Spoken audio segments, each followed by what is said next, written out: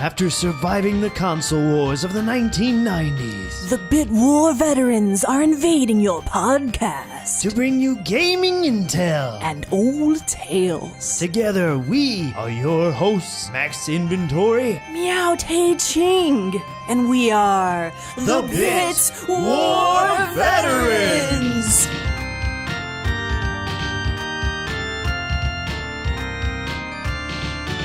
Welcome to our very special and spooky episode for Halloween 2018. What we have lined up for you is Vaporware, games that have disappeared out of development without a trace. Ghost games. We also have a very special guest in our first Bit War Veterans interview with Stephen Long from IndieWatch.net, talking about why your indie game is doomed to fail. And last, we tell the tales of which video games got you so scared, you screamed, you turned off your console, you wet yourself. Or made you make a spooky poopy. All on this episode of the Bit War Veterans Halloween Special. Vaporware. These are games that disappear from the development news cycle. Like a specter, you see them there being advertised, and then they're gone. So what happens to some of these Vaporware games? Well, occasionally they do resurface and get released, but most of the time, they are in development limbo until they are canceled, sometimes quietly. Or completely forgotten. So we're going to give you some spooky Vaporware games, starting with Ghostwire. This was a game developed by a different game company. That's the name of their company. And this was in development in the late 2000s. And this was supposed to be a DSi game that let you utilize the DSi camera and walk around your house in an augmented reality type of a game that lets you see ghosts. Apparently, it was able to read electromagnetic waves, and it would translate that in the game to let you see ghosts and apparently communicate with them, letting you do things like dispel them from your house or whatever area you happen to be using the DSi. Now, this sounded really interesting, and I remember hearing about this game. It's kind of like Pokemon Go, but with ghosts. Pokemon Ghosts? And this game just kind of disappeared from the news. What happened to the development? Well, I did some research and came across something really interesting. On October 20th of 2010, PureNintendo.com released an article about this game, saying that there are reports that the software's inventor and lead engineer, Ake Bergman, had gone missing. The article states, working from home, his messages became incoherent during early summer, and eventually he stopped communicating completely. Strangely enough, he has continued to check in code and occasionally update this Facebook and Twitter from an unknown location. Any information on Ake Bergman is appreciated, the team reports. The series of unexpected events ended with the disappearance of Bergman has delayed the release, and the current release date is now unknown. A different game is now looking for a worldwide publisher for the Ghostwire game on the Nintendo DSi platform. So that intrigued me a lot. A ghost game where the lead developer goes missing? His tweets and Facebook posts becoming erratic? Well, luckily, they're still up on the internet. Some of his last tweets and updates read as, "Strange phenomena are active at CERN, but my tests require much less energy. Need tip on interpreting voice fingerprints where there should be none. I'm feeling stressed. Signals keep jumping at me from what seems to be another plane. How can it be? It's only code. I'm getting the disturbing signals in the EMF tuner again. It appears to be garbled voices." And those were his last tweets and Facebook updates that I could find. A blog post from the now archived Ghostwire official website said they managed to pull data from his hard drive trying to access source code after his disappearance. They found a letter that could be extracted. "The Ghostwire software is not a toy. The paranormal realm is not a safe place. I'm writing these words, so if you ever come into possession of this software, you will be ready." You could find the complete letter on the archived version of the website. And after that, it seems like updates on this game on their official blog, Twitter, and Facebook kind of go dark. And then around 2014 is when their website was taken down completely. And the only way you could access it now is by using like the Wayback Machine and other internet archives. In 2014, their Facebook page had an update after many, many months of no word from the team whatsoever. And it reads, "We are sad that we failed to bring you Ghostwire on the Nintendo DSi. We did some bad business decisions along the way, betting on the wrong technology and the wrong partners. But we did have a game.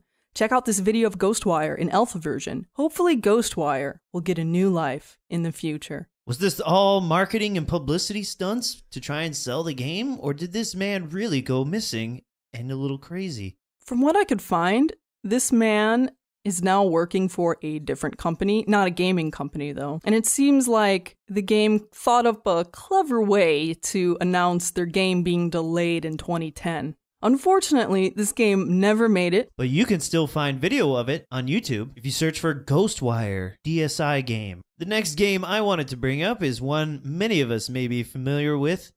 It is the elusive and long promised but never delivered Starcraft Ghosts. If you were around during this time, you remember that Starcraft Ghost was announced way back in 2002, starring Nova, the ghost assassin for the Terrans, in a third-person action stealth game set to be released for PlayStation 2, GameCube, and Xbox, taking place 4 years after the Brood Wars expansion.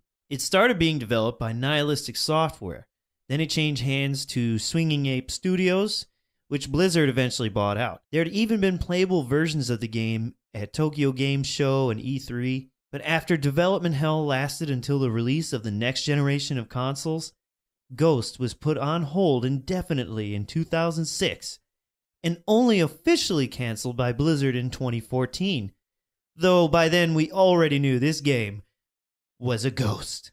It looked like a really neat concept, being able to play StarCraft from the ground level, combining action and stealth elements, but sadly it was not meant to be, and we never got the game. However, we did get the character in StarCraft 2, so I guess you can take that for whatever it's worth. I'm pretty sure I still have StarCraft Ghost on pre-order somewhere at a GameStop. Did you know there was a Child's Play game in development? Like Chuckie? Yes, like Chuckie, the little killer doll. Ew, I always hated Chuckie. It was funny to see him in the movie Ready Player One. Well, back in 2011, the development company Teak Games had a Chuckie game called Chuckie Wanna Play in development. They were supposed to release it on the PC, PS3, and 360. Teak Games was a company that did a lot of mobile games and really simple like Mahjong and matching color puzzle games. So it was kind of interesting to see that they were about to take on something very different. They started a Kickstarter on October 15th of 2012. It stated that they had already had 18 months of development time in this Chuckie Wanna Play game and over $500,000 invested. The goal was to raise another $925,000, but only 19 backers raised $585. $925,000, that is absurd. Exactly. So they canceled it early on October 22nd. So their Kickstarter didn't even last a full 2 weeks. And the game was dead, or so we thought. I found out something interesting. There's currently a development company known as Terror Media, and they have been coding a new Chuckie game for over a year now.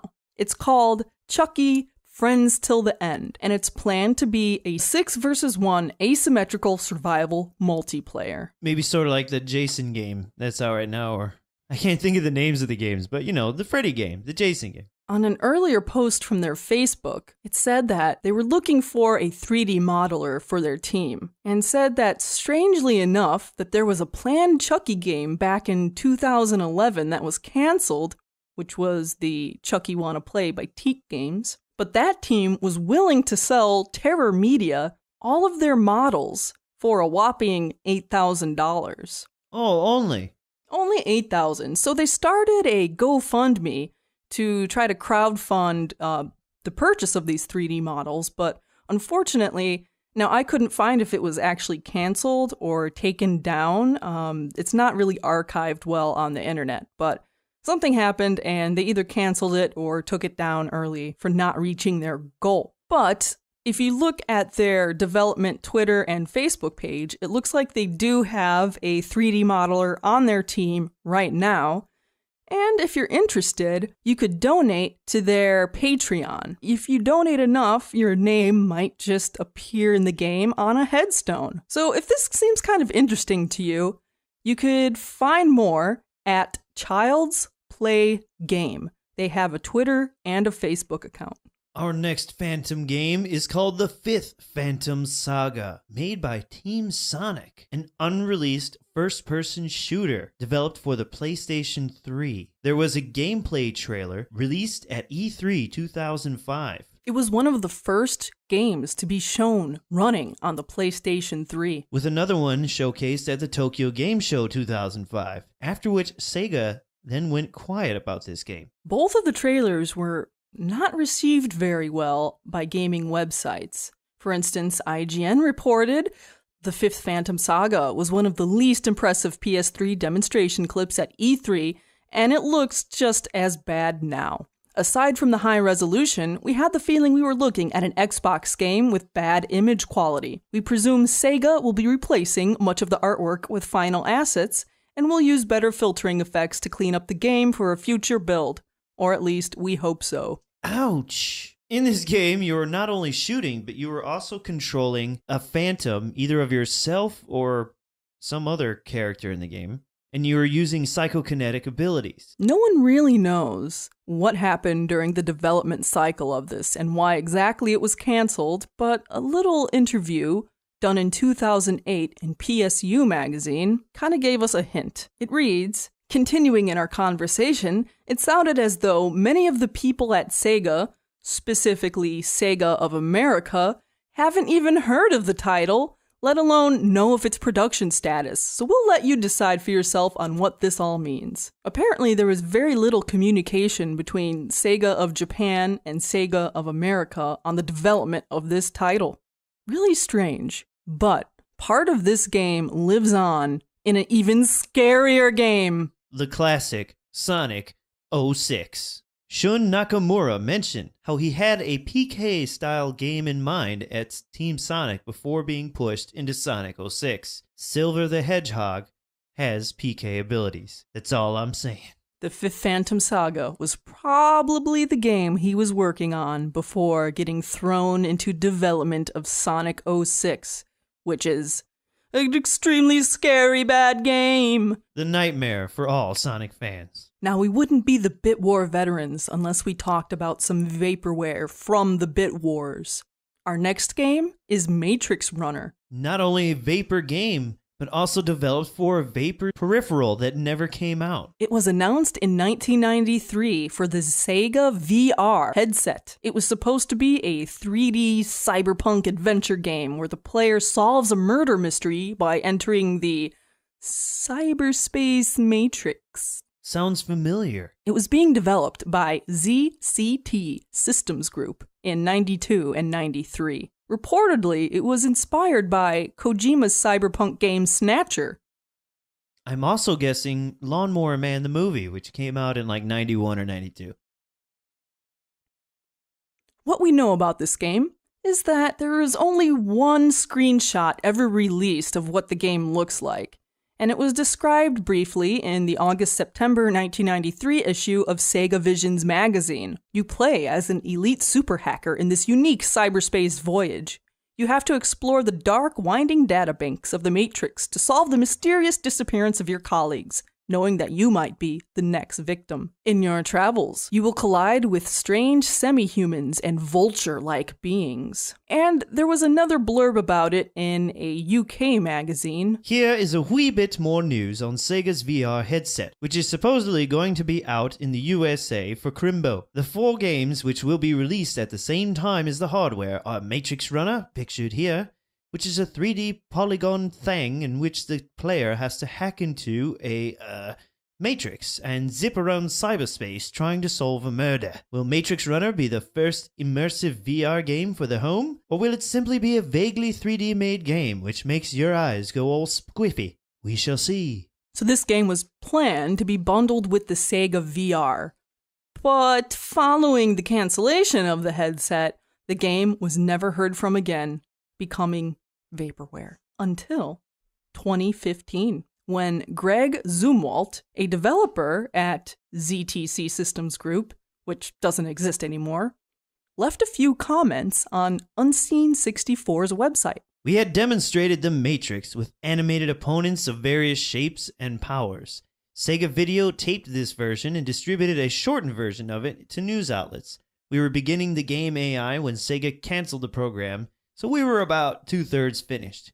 There was no relation to Free Runner. When Sega canceled the VR headset, we were required by contract to destroy all code, video, test data, etc., and we did. However, I've since seen video of the Matrix Runner game on a few websites, but haven't been able to locate them as of yet.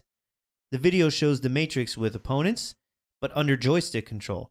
As I recall, the headset was producing pitch, roll, and yaw information at around 0.25 Hz, which was much too slow for an action game of this nature. That, I believe, is why Sega canceled the program, as the headset was not only far more expensive than the console, it was also far too slow in transmitting pitch, roll, and yaw that was necessary for a game of this nature. And indeed, you could see a very, very, very short video clip of what this game looks like. You could search Sega VR by Digital Neo-Human on YouTube. Shoutouts to Digital Neo-Human. Yeah, thanks for the video. This was taken at 1993 Summer Consumer Electronics Show, where Alan Hunter of MTV's fame introduces the Sega VR headset and shows a little demo reel in 90s cheesy goodness. At around 3 minutes and 5 seconds in, when they say the word incredible in the video, there's a few seconds of gameplay of Matrix Runner. This is all we know about the Vaporware title. Maybe some of you listeners can dig up the grave of this missing video game and we can find out a little bit more. And buried next to the Matrix Runner's grave is another Sega Genesis Mega Drive canceled Vapor game called Zombie High. It was in development by Electronic Arts in 1992 and 1993. This game is a side-scrolling action platformer shooting game. You play as a high school student who goes to high school and finds it's been infested with zombies. Students, staff, and teachers have been turned into zombies, and you must defeat them with your slime gun. It looks really cool, but wait, how do we know what it looks like? It's a Vaporware title. Well, it turns out that somebody leaked the game on the internet. It was apparently canceled even though it was nearly finished. At first, you could only get to the end of level 1 because there were a couple of invincible enemies that you could not defeat with your slime weapon. But someone known as the Jackal discovered a debug mode in the game where you could press A and start on controller number 2 at the same time, and that would bring up a debug mode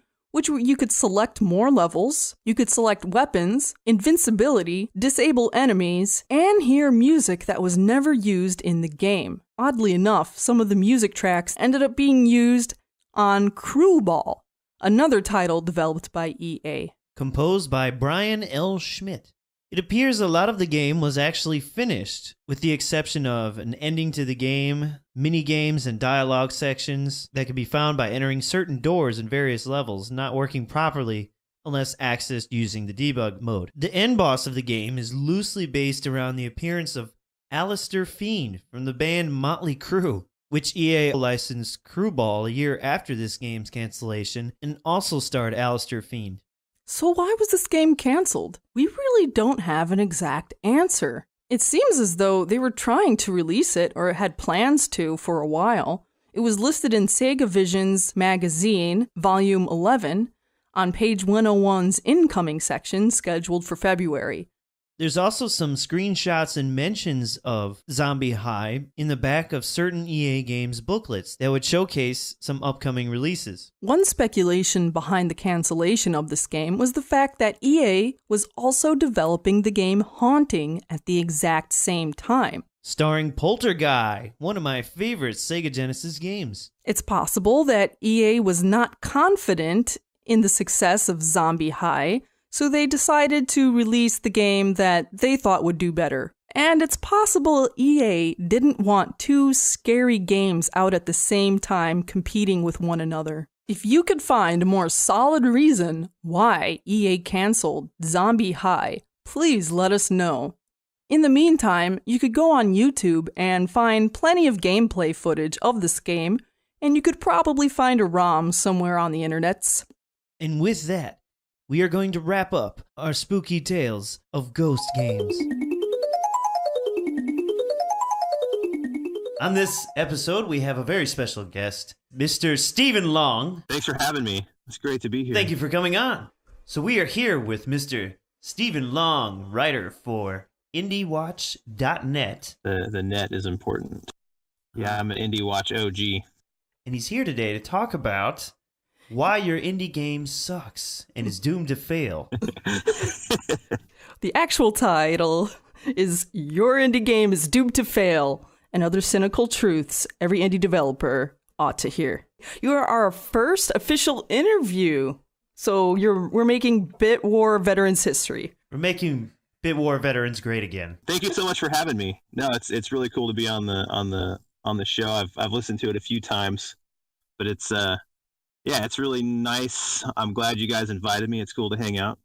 Well, most importantly, we want to discuss your book, your thinking behind it. Yeah, so Your Indie Game is Doomed to Fail. This is actually my second book. Right now, it's only available in digital. I'm not sure if I'm planning to release a paperback version, but this was just kind of a follow-up of my last book, Dark Alley Marketing, which is more of kind of a cohesive marketing guide. My new book is just a collection of previously published stuff that I've kind of edited together and turned into a single volume for the masochistic developer to indulge in at their convenience. Well, let's start off by telling us a little bit about yourself and how you've come to this point, writing to help out these indie developers. I've always been a gamer. Like my earliest childhood memories are going to the arcade with my dad, playing Atari 2600 Pitfall with my sister at grandma's house while the grown-ups talked about, grown-up stuff, whatever they talked about back then. And it just has remained a passion forever. The marketing stuff I got into basically toward the end of college when I realized that my ability to write smart alecky content was actually valuable to some people. And I just got really into copywriting, writing for marketing, writing catchy things, and blogging and all this kind of stuff. So the natural progression was just to stick the two together. So I got involved in writing reviews for little indie games that I thought were really good, but nobody had heard of because they just don't know how to market. After a while, people started sending me their games to review, and I had all this feedback for them, and I just started writing on IndieWatch really cynical stuff like, your indie game is doomed to fail. This is why. This is what you're doing wrong. And I got a lot of, it's fair to say I got a good amount of backlash. But I got a lot of engagement too, and I think it really resonated with people. Some of them knew that I was right. Some of them disrespectfully disagreed, and perhaps even a little resentful. Maybe. But I've always just tried to be as honest as I can, even when nobody else will be. And that is basically the premise of this collection. So I'm a little curious. Did you get into marketing with the thought that you were going to go in the direction of like indie game marketing and game reviews? Or did you get into marketing and, the gaming part was kind of a surprise to you? Well, basically anything I've gotten into other than gaming, my next thought has always been, how can I apply this to gaming? So, as I discovered marketing and kind of fell into this rabbit hole of just awesome fun and deep learning and really awesome stuff, it just naturally like, okay, how can I apply this. And you start noticing, it's like when you get a car and then you start seeing everyone else has that car too. Like I got into marketing and how to do it wrong and how to do it right, and started noticing everyone else is doing it wrong or doing it right. So my observations just carried into my other hobbies, which gaming is the primary one, and especially as developers started sending me keys for their games, and I was like, I could review this, but it's terrible, and someone needs to tell you. Obviously a little more careful, because indie developers work super hard to get their stuff to market. And even if it's hard to play or terrible or ugly, I really believe that every game is like a miracle, because I've tried to develop games and it has not worked. I'm not cut out for it. It's hard to do. Right, because that was the next thing I was going to ask you, is if you were ever involved in the development side of an indie game, or if you're just more strictly a marketing type person. I have dabbled here and there back when Quake was still pretty new. I did some map editing and some level design, and with the Unreal, the first iteration of the Unreal Engine, I've tried to do some modding. I have designed a couple of tabletop games that have turned out fairly well. But yeah, I've never really successfully finished a game and brought it to market. It's just not really my forte. I get so bogged down, and as a result, I have such respect for indie developers that are able to do it.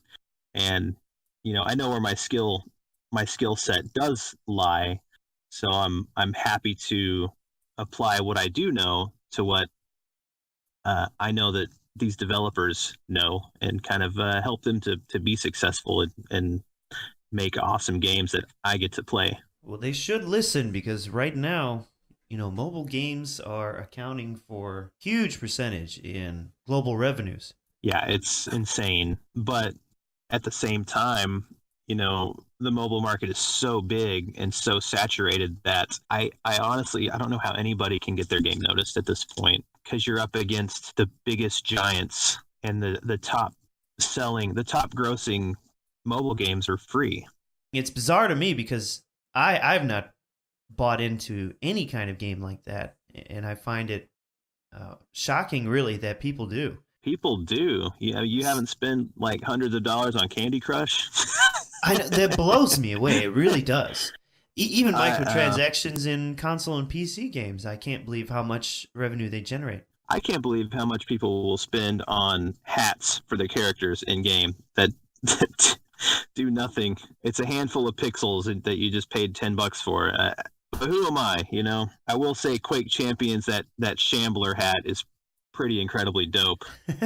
The point is that it is working, and there's money there to be made. Absolutely. And going back to what we said about oversaturation, that's one of the neatest things in why your indie game is doomed to fail. Here's a little infographic that covers from about 2015, 2016. Yep. A staggering amount of games being released.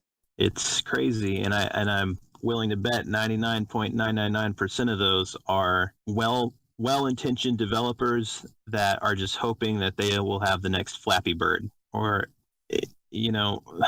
I've talked to a few developers that will just they can crank out these games so fast, and they're just matching games or counting games or puzzle games or something just really, really rudimentary, that they're hoping will be addictive enough and fun enough that it will go viral and catch on. But when you've got so many developers with the same idea, it gets overwhelming. And the market is in a bubble, and it should pop, but it's not going to. I don't think there's any ceiling to this, because the market is not set up to pop, because these guys are working for free. They don't really expect a return. So when nobody buys their game, they just say, well, I'll make another one. Or they just walk away. But the game is still out there. There's no point where the market can collapse, because unlike, the console crash of 83, no one's having to put out tons of revenue to make these games. They're just doing it on their free time. And virtually everyone has the hardware in their pocket at all the times. Oh yeah, it's so easy to make a game now. And they did have that big there was RPG Maker games, just hundreds and hundreds of them coming to Steam a few years ago. They've slowed down now, but it was just yeah, I had to just turn off my feed. So it's like it creates kind of like this weird feedback loop where, you know, developers are making their games for free basically. They may or may not do well, and if they don't do well, they figure, well, let's just make another game, and that one may or may not do well. So they figure, well, maybe this next game we make will be the game that actually makes money. So I feel like we're at a point where it's like people are just making games, throwing them at a wall, and see what sticks. That is exactly, that is one type of developer. I will say, and I think they account for most of the games out there. Or there's also a lot of developers that really, really try to put their all into this game, but maybe you've got kids, maybe you've got a real job, maybe you've got whatever, to where all your free time combined isn't enough to make an epic game that fits what you've got in mind. So they get to a certain point where they're just exhausted and tired of messing with it and just put it out on the market. Or, you know, there's people that actually do work really hard and make amazing games, and they're out there, but you can't find them because of all these other games. And speaking of feedback loops, I can see in the last, because I'm in my 30s, so I've been able to see the progression from Atari to now, and it's overwhelming at times. But as a child, it was difficult to imagine what the heck would I even have to do to be involved in making video games. And starting in, I don't know, 2000s or so, that's when started to see more and more schools and curriculums opening up to video game development, or, you know, become a play tester for games and stuff like that. And now it seems they're just cranking people out of the schools to the point of where even that in itself is oversaturated. You got a lot of people coming out with debt and skills that they struggle to support themselves with. Is that what you're getting at? Yes, or in other words, that these studios have more fodder to just run through and pay at the lowest price, these desperate up-and-comers, so to speak. Well, I think that as we export and outsource more and more jobs here, it's gonna, I mean, that's just gonna happen to every industry. We're gonna have to come up with new industries. Robotic maid maintenance comes to mind. Self-driving car mechanics, we're gonna need those. Or we can train robots to do it. Robot trainers, there you go. I will trade in my wife for a Roomba. You know,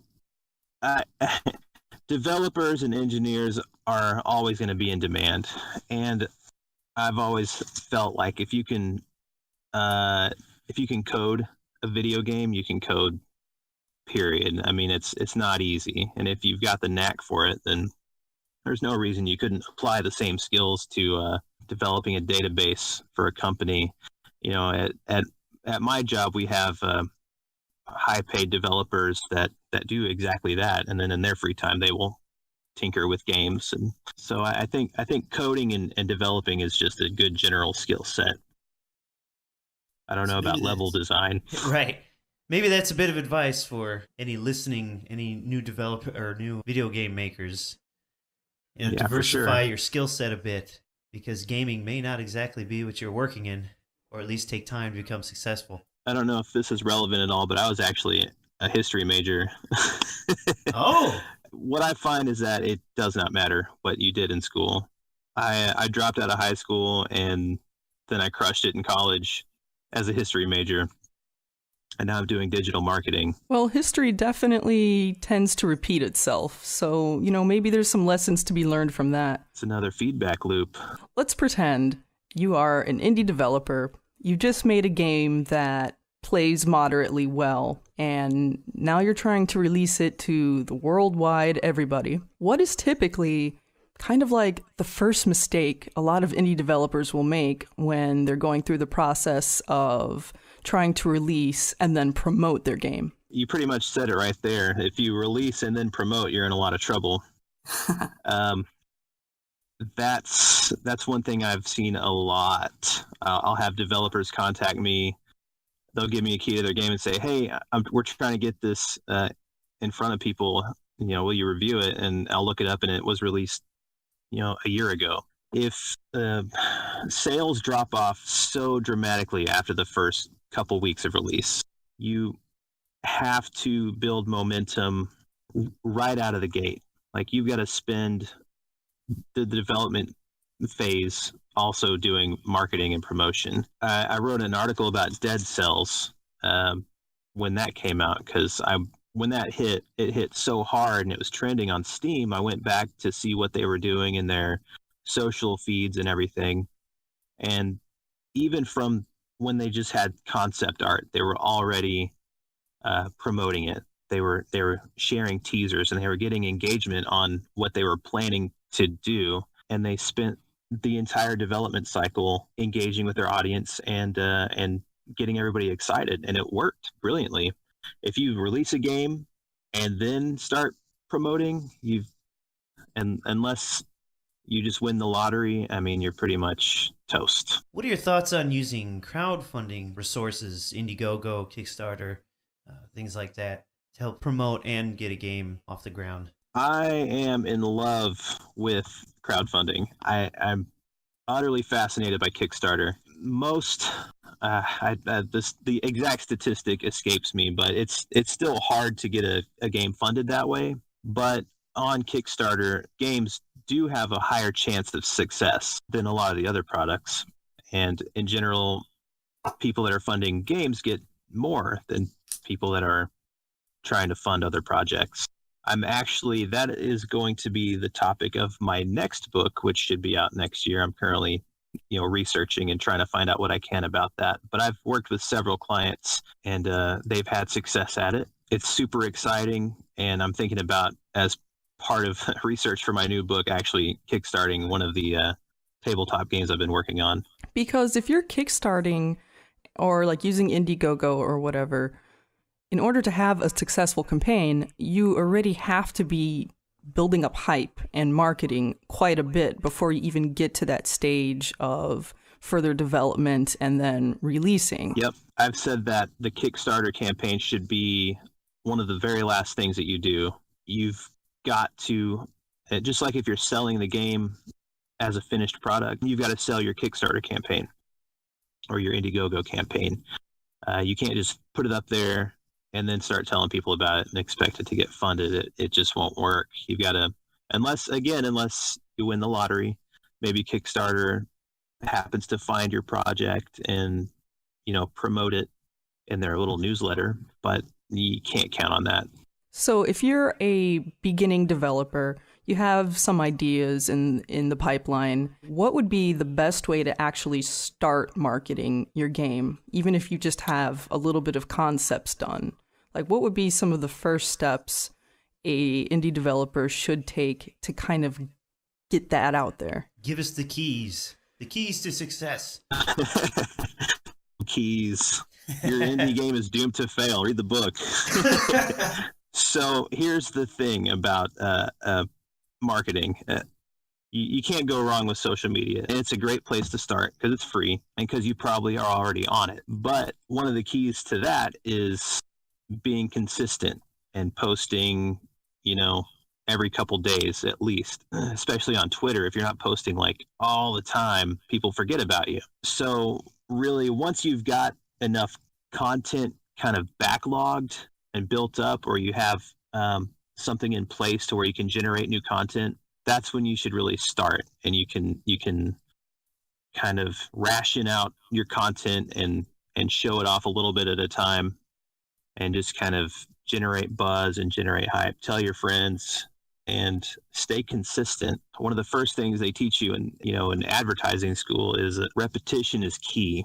They say 7 times. If somebody sees your logo 7 times, they'll actually remember it after that. So be consistent, keep plugging away, and once you start seeing it grow, then you can start thinking about taking next steps and, maybe getting that crowdfunding campaign going. And you also bring up blogging and how blogging fits into this. Blogging, honestly, is I don't want to say it's tertiary, but it's kind of one of the it's nice to do. It's nice to have a website for your game and then have a blog or a dev log, and you just check in with your audience every now and then, maybe once a week, and just maybe talk about some stuff that you've been doing, show some pictures. If you're not working on the game, a lot of developers will just show pictures of the team doing something. Maybe they go to a convention, maybe they're just hanging out. But just that kind of keeps your site alive. And if someone like me, who's with the media and kind of looking for new games, if I come across a page like that has a blog and they haven't updated it in 6 months, then I just assume that they're finished and the game's not going to come out, and I go on to the next thing. So it's good to have that consistency. It doesn't have to be anything crazy. And there's other benefits too. I mean, you get SEO by doing that, and you get, more steady traffic. If people are signed up to your blog, then they get notifications. So it just keeps you on top of everyone's mind. Going back to your previous book, Dark Alley Marketing, a lot of that is about, I guess I could say, free or low-cost ways of marketing, kind of, I don't know, guerrilla tactics.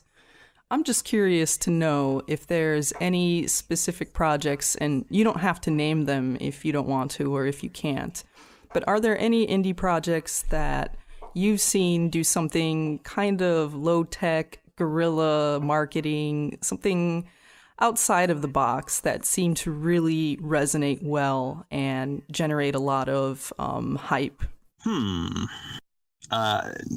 Honestly, not really. I mean, the premise of the book kind of is that any good marketing kind of boils down to just these 5 alleys, as I call them, and they're avenues that are already established. You're doing what's already done. You're getting the low-hanging fruit. I mean, you can get creative with things like Kickstarter rewards, get clever with your site or your blog, but it all pretty much boils down to just a handful of different digital activities that will engage your audience. Nobody I've worked with has been especially clever other than in the traditional ways. The most important thing is not a gimmick. It's just to have a really solid game. True, you can have the best marketing campaign out there, but if the game is not good, what good is the marketing? Yeah, you get a lot of bad reviews really fast. And I think that might be kind of like the beauty of kind of the indie game market, where if you do generate a lot of hype and your game doesn't match, it's not meeting expectations, people will let you know really quick. Instantly. They will, yes. I mean, once you reach a certain point of fandom, it seems like you can't do any right. Honestly, everybody bags on EA. And I just kind of feel bad for them because their fans hate them. They still buy the games, but man, they hate them. Yeah, it's a bit of a love-hate thing there, isn't it? It is. It's insane. People are crazy. Back in my day, back during the Bit Wars, and we had Sega versus Nintendo, but it wasn't anything like this sort of blood sport it's become. We didn't have Reddit either. So is there any difference in an indie developer marketing their game for, let's just say they're doing a indie console release versus trying to release on Steam? Is there any sort of a marketing strategy difference for that, or is it all kind of the same? Most of my work has been revolving around Steam, to a lesser degree, with crowdfunding. Once you start getting into like the Nintendo eShop or like any of the console games, I don't have that much. I don't have enough experience in that to really speak to that. So I don't want to try, but I will say that Steam is far more saturated than, console shops or consoles themselves. So it seems like in order to even get on to like the Nintendo eShop or like the PlayStation Store, you kind of already have to have a solid and successful game. There's definitely not as much saturation that you see like on Steam, for instance. So, I feel like that might actually be like, step 2 if you actually manage to get a successful game out the door. Absolutely. Well, yeah, I mean, Steam has gone on record saying that they're not going to tell anybody they can't publish their game there. They will publish literally anything. Oh, and we've seen it. Yeah.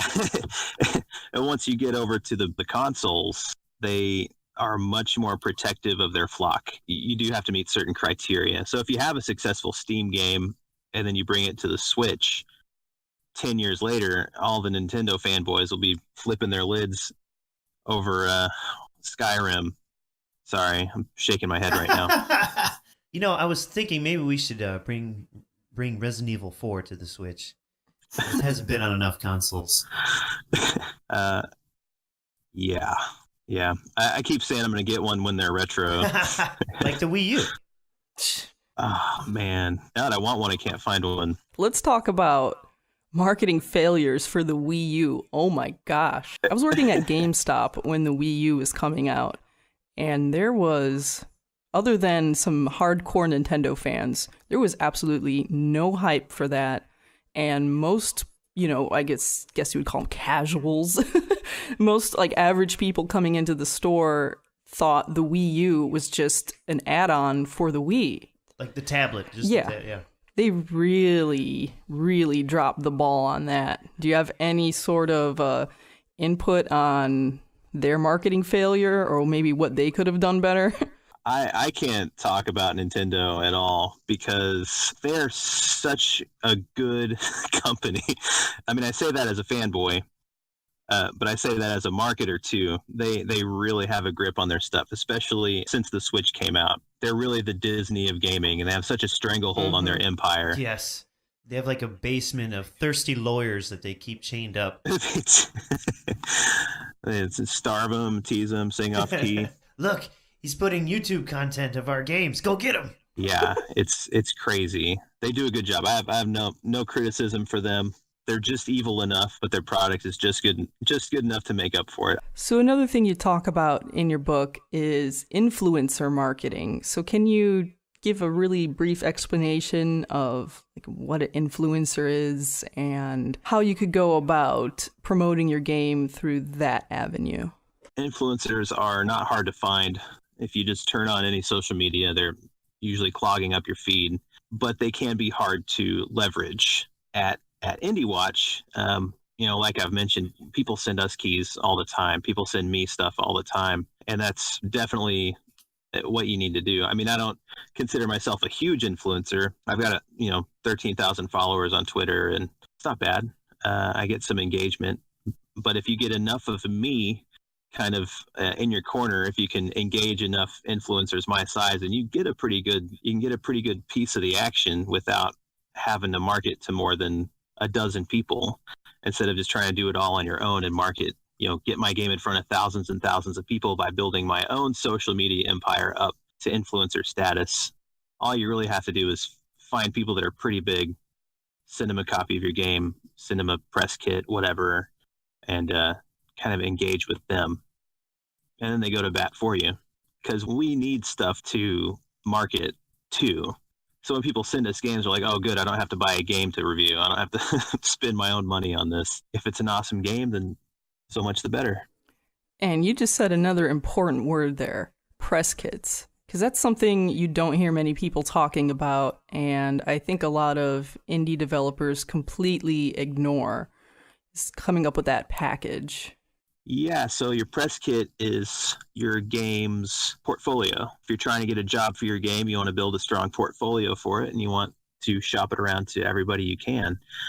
And since you're already making the game, you've already got all the graphics, you know what it's about, like you've got all the stuff that goes into a press kit just laying around. So it just makes sense to kind of gather the pertinent stuff, put it onto a website on a page, and then maybe split off some of it into a PDF or a zip file and send it to people you think might like it. Make sure it's available on your webpage. It should be a no-brainer once you realize you need it. It makes you seem a lot more professional when you have that package ready, rather than just like, hey, I have a Twitter, I have a Kickstarter, here's that link, go click it. Yeah, I mean, another golden rule in marketing is that customers are really, really lazy. So you've got to do as much of the work for them to get your product in front of them. Don't expect them to go hunting for it. And having that press kit on hand where you just drag it into your outgoing email and hit send, you're much likely to get some eyeballs on it. Speaking of micro influencers, is this the tactic you're using now to help promote your book? Mm-hmm. Aha! Not as much as I should be. No, no, no. I'm not practicing what I preach. But all this stuff is previously published, and honestly, I wanted to have another book with my name on it, and I thought Your Indie Game is Doomed to Fail is a great title. I put it together for convenience for anybody that wants to read it. It's there. It's the cheapest price that Kindle would let me put on it without basically doing it for free. I actually thought about giving it away for free, but how would that even work? Yeah, there's no microtransactions involved. Not yet. I'm working on that one. You can get a hat for your ebook. Let's say you got your indie game out, you're marketing it, and it's doing okay. Are there any sort of marketing mistakes or failures you could make once your game is actually out? Once a game is released, it does tend to dip off the radar pretty quick. So I would say today, especially, if you don't release updates for it, if you don't continue to provide support for your game, that's a big mistake, because especially on Steam, every time you update your game, gets a higher chance of appearing in suggested content and in the recently updated tab. You get a lot more exposure on it. Interesting. Yeah, and I think you get up to 5 updates. It'll do that. Maybe it's not that many, but you get a certain number of updates to where it will kind of re-promote your game for you for free just within the algorithm. So if you're not doing that, you are missing out. So we mentioned Dead Cells much earlier. Are there any other recent successes that you think knocked it out of the park, or you would provide as the examples of how to do it right? I haven't really done that much research for really successful games for indie games, but I mean, there's been so many that have done incredibly well that I think are amazing games that deserve all the credit. Owlboy is like a masterpiece. There's Shovel Knight. PUBG just came out and blew everybody's minds just out of nowhere. These are some examples that I would encourage other indie developers to kind of go and check out, see what they're doing. Do that. So it seems like the formula sounds very simple. Get some good content out there, start promoting it on social media, try to get a couple of influencers and bigger names and eyeballs on this game, and then of course, deliver a good game, which all sounds simple on paper, but in practice... Absolutely. No, that's the magic formula. You got it. 100% success rate if you just do that. There's no doubt that there is an element of luck involved, and sometimes amazing games slip through the cracks and nobody notices them, and sometimes terrible games blow up, and the market is so saturated, it literally is like winning the lottery. It's so hard to have a really popular game. If you do follow the formula, you're already ahead of the majority of your competition. It still might not be enough, especially if your game isn't absolutely amazing. But I guarantee any developer, 90% of their competition isn't making a press kit. They're not engaging influencers. They're not building their presence ahead of release. So it may not be the magic formula, but it will definitely give you an edge. So let's say during development, you've been approached by a larger company who's taking interest in what you're doing, and they want to more or less buy you out. What do you think about that idea? About selling out? Selling out or buying in? Do it every time. Do it every time. If somebody walks up to you and offers you a bunch of money, don't say no. Are you crazy? If you want to make games for free, then by all means walk away from a good publishing deal or any publishing deal. If you get a publisher and they suck and you make a decent game and they sell it for you, hopefully you can get out of your contract and get a better publisher, but you'll have an awesome game on your resume that you had big money cooperation with you. It doesn't have to be permanent. Yeah, I mean, that's the equivalent of a garage band getting signed to a label. It's like, if you want to do this for a living, you might have to have a crappy contract to start out. You might, you just do what you got to do, and then hopefully later you can do what you want to do. And what's your opinion on indie developers paying a marketing company to do the marketing for them? Well, many business people, smart, savvy business people, say that you have to spend money to make money. The biggest difference between Joe Bob's indie game trailer park and EA is millions and millions of dollars. EA spends roughly the same amount on marketing as they do on development. If you've got a really good game and you want to pay somebody to help you promote it, then you got to have some skin in the game if you want to succeed. And what would you look for if you were shopping around to different marketing agencies? I've only got a few that I work with, but they aren't. If they come looking for you, that's a bad sign. Run away, because there is no shortage of indie game developers right now, and they can kind of pick and choose who they want to work with. So I would say most likely they're not going to come to you first. And then once you are engaging with them, you can easily find out what games they've worked on, see how they've done, and just do your homework, so to speak, and make sure that they are who they say they are and they can do what they say they can do.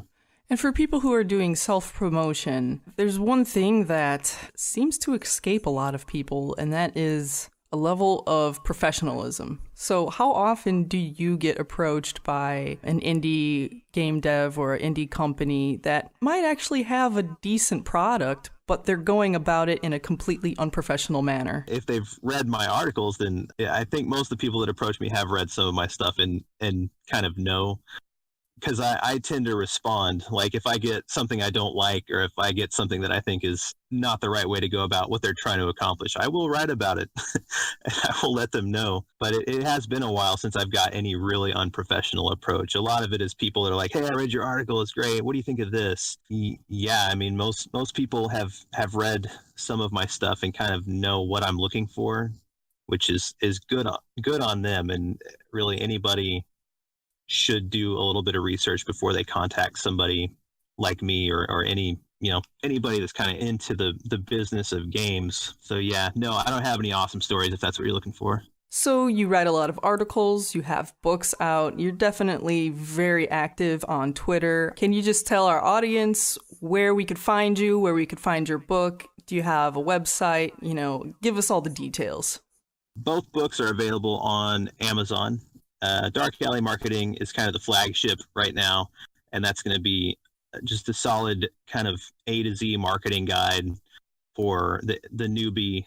Well, I don't want to say newbie, but the indie dev that hasn't really given any thought to marketing before. It really tells you kind of where to begin and sort of takes you through the process of what to do and what to expect. So look for that in paperback or as an ebook. Your indie game is doomed to fail just came out yesterday, and that is ebook only right now. You can find me on, of course, indiewatch.net. I'm a regular contributor there. You can find my profile, send me a message if you want to, and of course Twitter is always easier, and that's at Longie_long, LONGIE_long, the Ghetto Gamer. Which you may have heard as part of some of our Twitter replies on the podcast before. I know I've said your name a few times. I'm very famous. You're a famous Bitwar veteran. All right, so thank you for coming on to our show, giving us a good explanation of what you're doing and what some of these indie devs are maybe not doing. No problem. Thanks so much for having me. It's been fun. It's been a blast, and we would love to have you on again with whatever you're cooking up next. What's in the works? So I've got a lot of things kind of on the back burner. I've been thinking about recording an audio version of Dark Alley Marketing, mostly just to see what happens. I've been for a couple years now. I've had an online marketing course for indie devs kind of on the back burner. That would be available through Udemy. It'd be a series. So hopefully I can actually put that on the front burner pretty soon. And then, of course, my next book that I'm currently researching will be all about how to have success crowdfunding your indie game. I like it. That sounds awesome. Thank you so much for being here, and we hope to hear from you again soon. Thank you so much for having me. It's been fun. Talk soon. So for our Twitter Tells the Tales segment, I asked, since it's Halloween. Have you ever played a game so scary it gave you nightmares? Made you scream? Turn off your console? Pee your pants? Or make a poop. No. Tell us all about it. And we have some very interesting replies. You know, there's some scary games in here, definitely, but there were a few replies that had games that were just, I was not expecting people to be scared of. That's what I love about this audience. You all throw us curveballs all the time, and I love it. I gotta thank you for interacting with us on Twitter, because this podcast is here to kind of forever cement these memories in history. Starting off with Yellow Lantern 12, Eternal Darkness. It didn't make me scream or pee myself, but some of the insanity effects got me. It would fake sound being lowered and muted on your TV. It would fake turning off your TV. You would enter a room and the whole screen would be flipped. And it had some jump scares too. It was a great horror game in my opinion. It followed Hitchcock's belief that the scariest thing in the world is an unopened door. There were times where my sanity was low and I was like, I don't want to find out what the game is going to do to me next. Some of it was dumb stuff, but there were times when things got creepy. Like you would turn into one of those zombie things and there would be other zombie things attacking you. That one sticks out because you're frantically trying to avoid them, but you shuffle slowly. One of those rare GameCube exclusives out there. Now, in the realm of horror games, Eternal Darkness is definitely one of my absolute favorites. And I was definitely guilty of wanting to play the game all the way through with my sanity meter at 0. Yeah, I never really got my hands on this one. I think if you could actually get your hands on it, you have to play through. It's definitely a psychological horror game. You know, every time you see an enemy, it drops your sanity meter, and the lower your sanity meter gets, the more crazy stuff happens to you. And I definitely fell for some of that stuff. Very creative. I'm not sure if there's any other games like that scare you in that way. They try to scare you in the game and outside of the game. At Retro Revelation says, well, I won't say too much, as I'm actually writing an article about it right now, but on my first playthrough of Eternal Darkness, the game and its spooky story and freaky insanity effects truly did creep me out, especially playing late at night in the dark by myself. Which is the best way to play horror games. I mean, am I right? You're right. Yeah. And then A Beer and a Game added, the first time I played, I was using a wireless GameCube controller from GameStop that was crapping out. Little did I know, the controls were going bad on top of the way the game messes with you. And I was like, wow, this really does mess with the player. And that's pretty funny. That's a wild set of circumstances for that one. At Alex Irescu, the Keys and the enemy encounter theme in Ocarina definitely gave me the creeps. That's a little curveball there. You know, there's a lot of people that don't like the re-deads in Ocarina of Time. Well, I said keys? Yeah. The keys. They're called keys, right? Yeah, the bats. Uh-huh, yeah, they're bats. Yeah. For me, I found that those bats and the re-deads were more annoying than scary, but I know a lot of people got scared of the re-deads. And for me, when I was playing through Ocarina of Time, the very first time you go to Hyrule Castle and you're adult Link and everything, like the whole town is ruined, the castle's been taken over by Ganondorf, and that creeped me out. That's more of like just an overall atmosphere. There's dread, you feel like you failed, you feel like you don't know what you're going into. Yeah, it's like there was this lively town and now everybody's dead. At Retro Games Now says Doom. First time in the dark with stereo speakers, when you knew something was just around the corner because of the grunts and the groans. I know exactly what you mean. And it was always scary when you were entering in a new area and you didn't have a lot of health or ammo. Yeah. And you're like, oh my god, what am I gonna do? Man, I got 6 shotgun shells and I hear that there's something out there that needs, a lot more to take down. Meryl S. Kavanaugh. When I was a little kid, the original Doom gave me nightmares to the point I was seeing demons from the game in my bedroom. Now that's pretty intense. Yeah. I think that totally plays into the whole, 80s and 90s religious mom stereotype. Like, don't play these games, they're full of demons, they're gonna get you in real life. It really opened a portal to hell. At I'm Kusari also says, I remember the tick cackle of imps in the unexplored areas of Doom maps used to raise the pulse. On a side note, we played enough of it back in the day to start seeing exit buttons in real life. Okay, that's two different people who are seeing Doom stuff in real life. Now that's actually kind of getting creepy. Well, those were very realistic graphics. Next we have Gallyfox. I remember asking my parents to get me a subscription for the official PlayStation magazine in the UK. With a year's subscription, you got a free game, and Resident Evil Director's Cut was a choice. Guess what I chose? The post used to arrive early in the morning, so it came before school. My parents had already left for work, but I wanted to play a little before school. Quite enjoying it. Everything's creepy, but fine. Okay. Got to the cutscene with the first zombie, and I noped hard. I jumped up and I turned the PlayStation off and went to school. I only replayed the game when my friends came over a few days later. I will never forget that moment. When I biked over to a friend's house, he had the game, and he's like, you gotta check this out. Started it up. The opening videos were incredible. And then once he went to that room where that first zombie turned around, he had that eye, and then my friend was like, I read in a magazine that they scanned that zombie's eye from a real dead person's eye. I was like, I gotta have this game.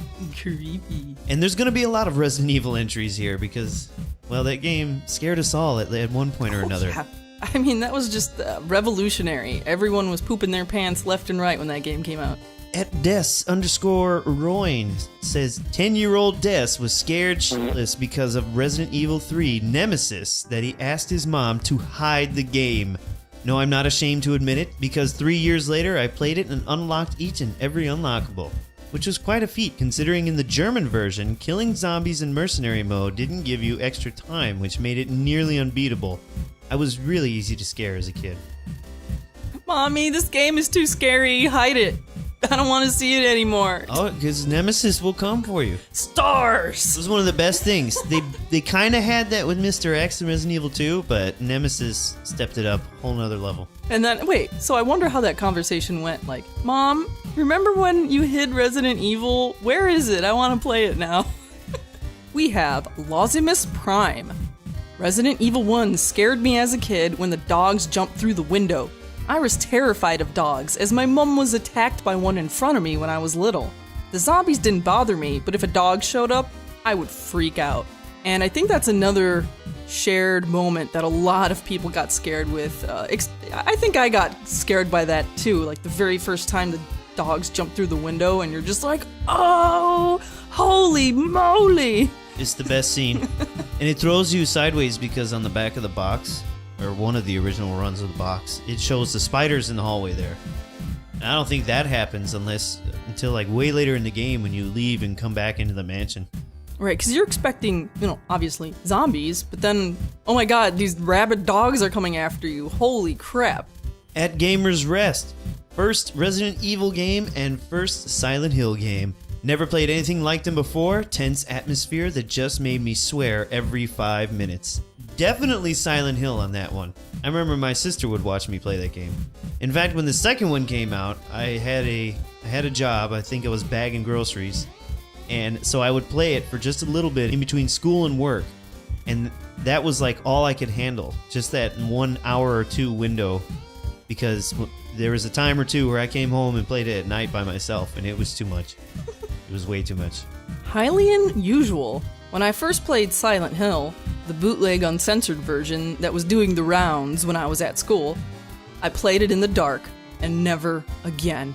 At La Cacalo says the alternate hospital in the original Silent Hill still creeps me out to the extent that I have to stop the game and come back to it 10 to 15 minutes later. Yes, the hospital is one of the worst parts. And then, what is it, the second one where you go into school? It's just... They did so great at creating those environments. It's a heavy game. I don't know. I mean, you had little weird demon babies coming at you. Yeah. It was messed up. And those nurses that just... Yeah. Like all weird There's stuff. that one random scene in like the second one, I think, where it looks like they're having sex, but the whole thing is just so disturbing. You just want to shut the game off. So a lot of people feel Silent Hill is a game you can only play in the light for about maybe 10 to 15 minutes at a time with other people around you, because if you do it alone in the dark for a long time, you're gonna need some psychological support. I couldn't. 16-year-old me couldn't. So now we have Zombie Manos. Mine is very specific. It was one of the first games to use breakaway environments, and due to that, it scared the crap out of me. It was Turok. There was a level where a huge cave troll thingy broke through a wall as I was going upstairs. I had to pause the game, I was so disturbed. It was creepy, but also when you played games back then, you just didn't anticipate level structure to break away like that. He crashed through the wall so fast, and I screamed, maybe more from shock. I remember thinking, enemies shouldn't bash through walls. Yeah, like the game broke or something. And @PukeyFace also says Turok gave him his first nightmare. I dreamt of the Robo-Rex fight, and it was honestly the most vivid dream I've had to date. I was a small child, under the age of 5 at least. I think it also had something to do with its death scene that just really bothered me, watching it explode and fall apart. Now, Turok is a game I was not expecting to see on this list. No. Especially 2 different people saying Turok scared them. I know, but see, this one, at least he's under 5. That makes a little more sense. But I also, I understand them both. So I guess you could say, around the era of like PlayStation and N64, where games were really breaking all these different boundaries, even something we take for granted, like, oh, the level breaks away in a certain way. Back then, that was like, that was big stuff. Like, that was enough to startle you, and that's the beauty of the Bit Wars. It's like we were saying, it was a big deal that Nemesis would actually chase you and bust through doors and bust through walls. It would be random, too. There was no way to predict where he was going to be. Well, sort of. To a certain extent, scenes, yeah. But he would choose some, different options. The DCD simply says, yup, Dead Space. Well, I understand that, because Dead Space definitely, at least in the beginning and pretty much the middle, had me creeped the heck out. And also, Winstolf says, I once thought, in the intro to Dead Space, that they were lying about a necromorph chasing you down the first corridor to an elevator. They were not lying at all, and I never dismissed any horror game NPC as a liar ever again.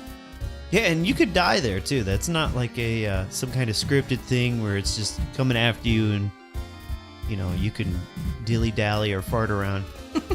You could die right there in the beginning. Just what a brilliant use of lighting in that game. Combined with body horror and creepy... Ugh. Games full of a bunch of yuck. Great game. @Fiery Paper Mario says, back when I first played Paper Mario 64, I turned the game off after the words, "Welcome to your nightmare" pop up. I was a silly child back then. That is another game I was never expecting to see on the scary games list. No, and... It's Paper Mario that part isn't even so innocent. Yeah. Oh, well, maybe you were an innocent, sweet child. That's okay. I mean, boos are kind of freaky. Yeah, sort of. I was a little. I would always feel really tense running through the boo houses in Super Mario World. Yeah, those are stressful levels. Yes, they are. Welcome to your nightmare. Nope. Turn this off. I'm done. @Benderman42. I've always enjoyed horror games, and while jump scares usually worked on me, none of them ever truly scared me because I never forgot it was just a game. Until I played the first Outlast. It didn't help that I insisted on playing it alone at night in a darkened room. I had to limit myself to playing 30 minutes at a time, then switch to something else for the rest of the evening. Eventually I got used to dying horribly and was able to play longer sessions and beat it, but nothing else has been as scary for me since. I haven't played this game, but from what I've seen, it does look like a really tense, thrilling, scary, freaky time. Anytime you're in a bloody, messed up hospital, it's not going to be good. Right, because whenever you're exploring an old psychiatric hospital, you're always thinking, like, what kind of weird stuff went down in this hospital? What kind of experiments were they doing? What are they going to do to me? Ooh. We have Norenrad the Third. The only time I got chills in a game was when I was playing D in the early days of PlayStation. I examined a picture of a boy on the wall, and then it cracked a smile and laughed. Unexpected, and I froze. Probably accustomed to Resident Evil's static screen when you checked on something. Oh yeah, and D was full of full motion video and kind of ugly animations by today's standards, but it was fantastic back then. Yeah, that's a game I never played, but I know you have. I did on PlayStation 1. It had also come out for like 3DO and Saturn. Maybe even PC, I don't know. Would you say that would be worth a playthrough nowadays for a scary game? Maybe? I mean, yes, but more of its subject matter and tone.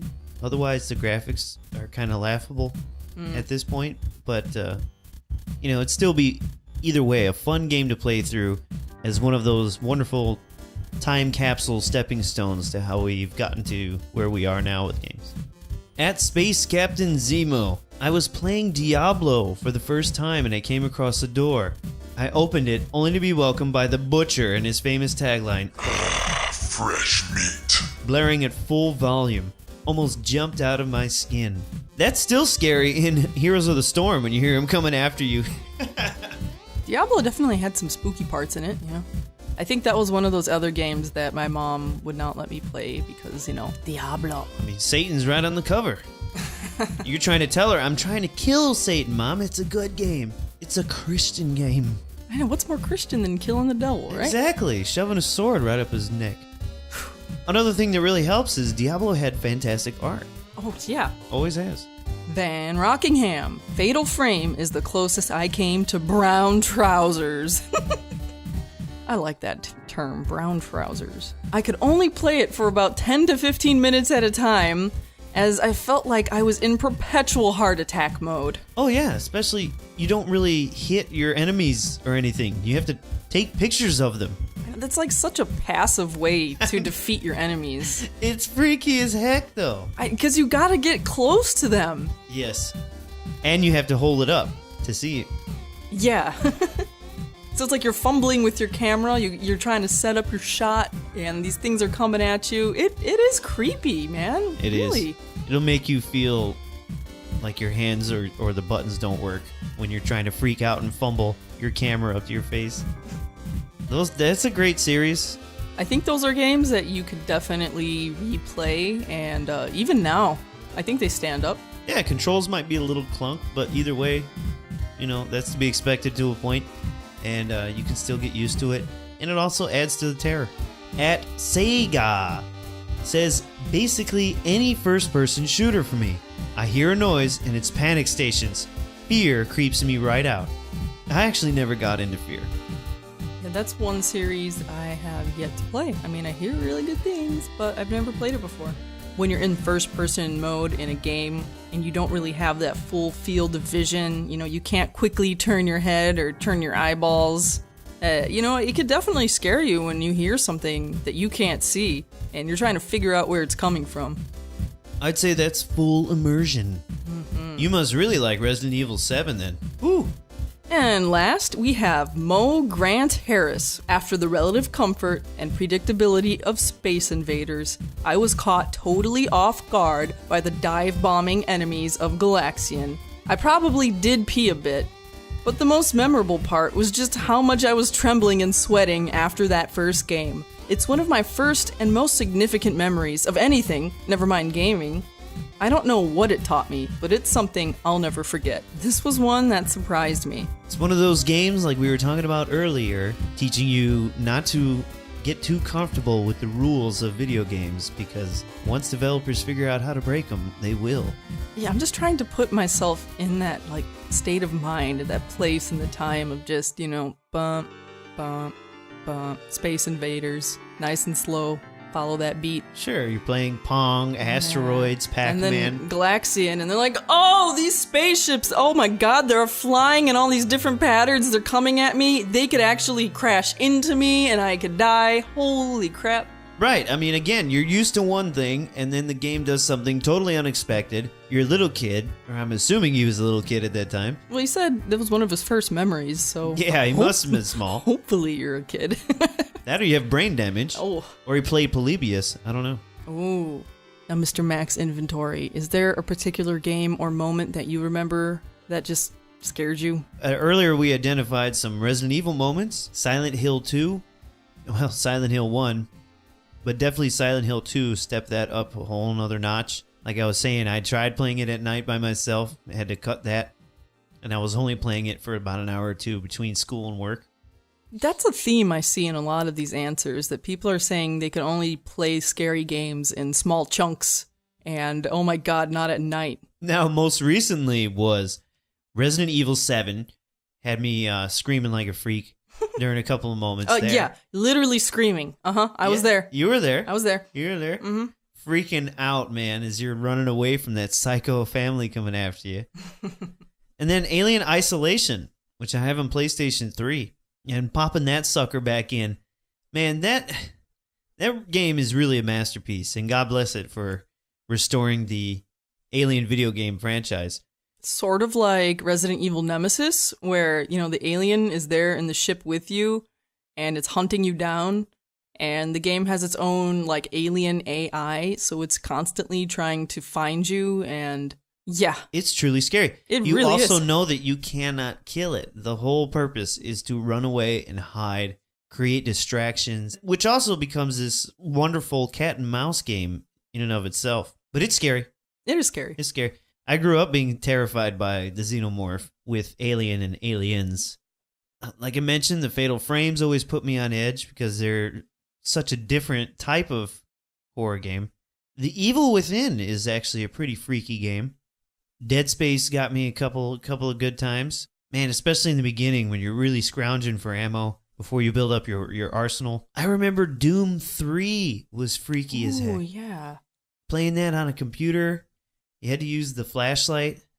A lot of people overlooked that game, I think. And that one was scary, yeah. I feel like people didn't talk as much crap about Doom 3 until the new Doom came out. But Doom 3 tried some new things, and I thought they did pretty good at being scary. And I remember I definitely used the flashlight mod in Doom, the little hack, little script there. Yeah, that was a must. That always kept my flashlight on because, man, I couldn't take it. I could not take that game. And I was like a grown man. I was like 18 or 20 when that came out. Jeez. Last of Us has some really good tense moments. And especially when they introduce new enemy types, it gets freaky. Depressing atmosphere of, oh my God, everything's screwed up. People are barely surviving. I got these weird clicker things coming after me. I can't make noise. I got to make distractions. So how about you, Meowte Ching? You got some games that I haven't mentioned? There's the one that really sticks out in my head, because I'm a psychological horror type of person.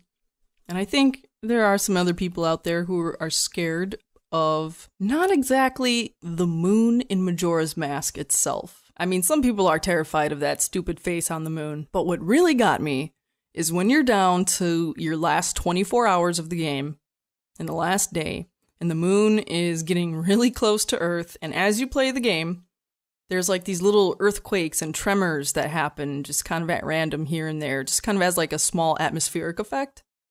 That really bothered me.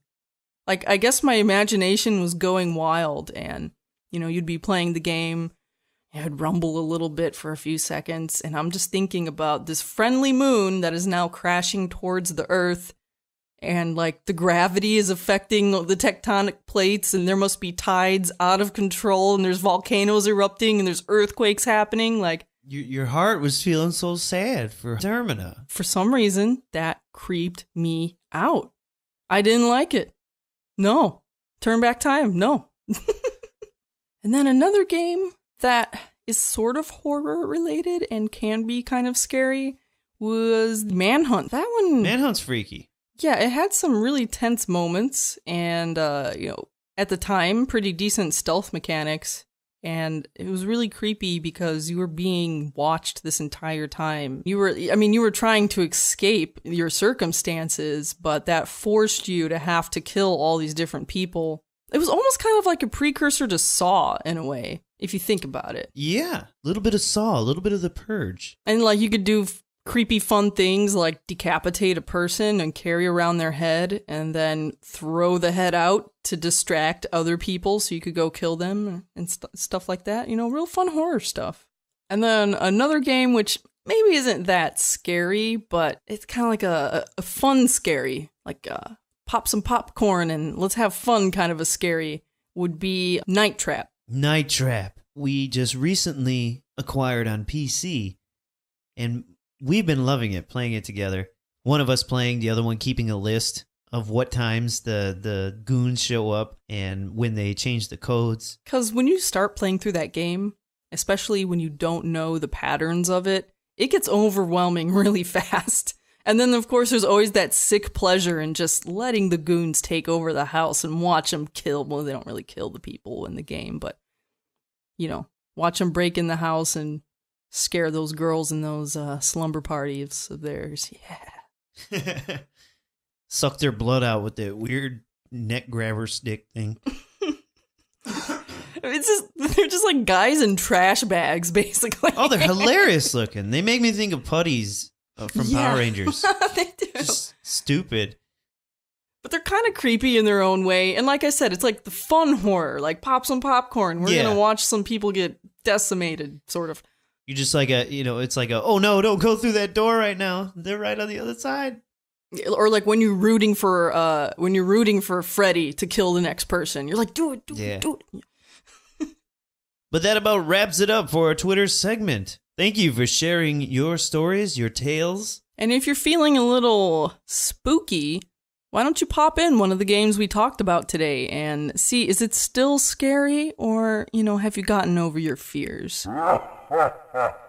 And if you would like to be a part of this show and have your voice heard in our Twitter segment, you can link up with us on Twitter at BitWarVets. Or you could follow my personal account at MeowTeChing. Also receive updates for our podcast and our YouTube channel. Just pop BitWar Veterans into YouTube. You should be able to find us and see some of our goofy gaming skits, unboxings, and currently we've been working on reviewing every game for the Neo Geo Mini Japanese version, with even more material to come, such as the unboxing of our Korean Crystal Xbox. If you have any comments, suggestions, concerns, you can also email us at bitwarveterans@gmail.com.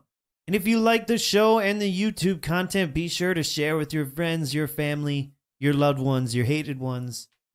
And if you've made it this far, then you and we are Bit War Veterans!